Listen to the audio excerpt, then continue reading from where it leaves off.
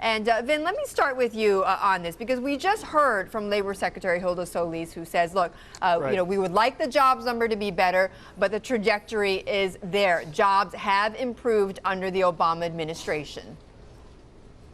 I thought her interview was remarkable and really framed the election. First of all, we're seeing a startling drop in the labor participation rate, and that, by the way, is particularly true for women, down to 63.6%. That's a real long-term problem for the country.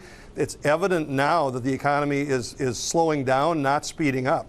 But what Secretary Solis said that I thought was remarkable, and you guys have talked about it, she doesn't think it's a bad report, and she said we're doing as much as we can. That frames the election. Is this good enough for the American people? Is this as good as as they expect? Is this as good as it can get? Okay, so you say it frames it because what you're hearing from their side is, look, let's settle with this. This is good enough.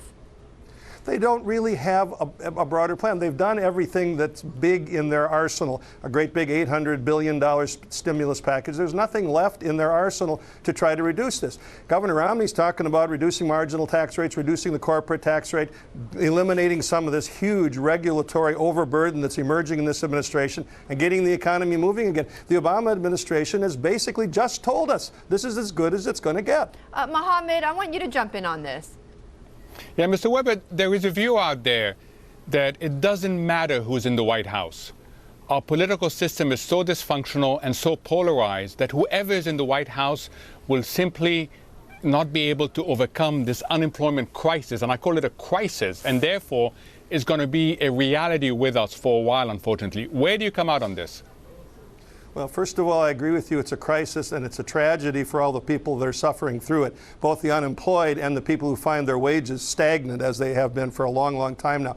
I understand the problems of gridlock and polarization in Washington, but I do think that presidential leadership can overcome that. I think this president had an opportunity to overcome that. He chose not to do so. He formulated that stimulus package we're talking about in an entirely partisan way, started off his administration on an entirely partisan note, and then he pursued health reform in an entirely partisan way.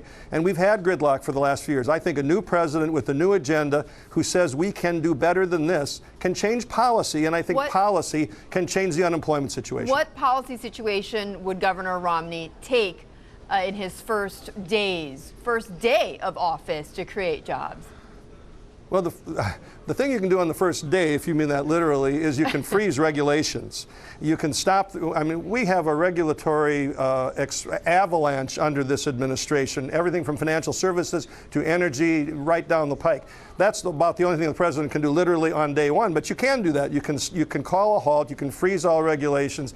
And then you can start rolling back some of the regulations that have inhibited job creation. I think that probably be the first things we do. More than that requires legislation. It requires tax reform to bring down the corporate rate, make us competitive again in the world. We now have the highest marginal corporate tax rate in the world in the United States. Okay. We got to get that behind us, change that. That takes legislation. What about a stimulus, another injection of funds into the economy? Would Governor Romney support that?